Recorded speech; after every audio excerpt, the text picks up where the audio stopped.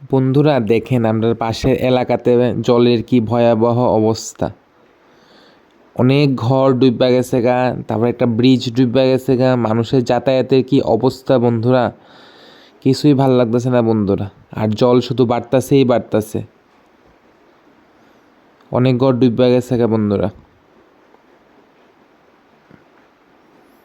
ভগবানের কাছে এটাই প্রার্থনা করি বৃষ্টি যাতে না হয়। আর বন্ধুরা খুব খারাপ অবস্থা সবার।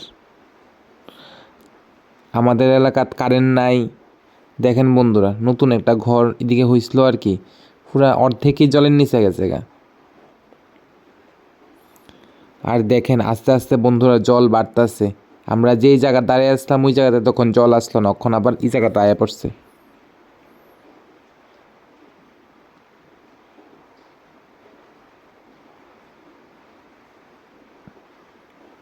আমাদের এলাকাত সকাল থেকেই কারেন্ট নাই বন্ধুরা, কোন সময়ে কোনো ঠিক নাই।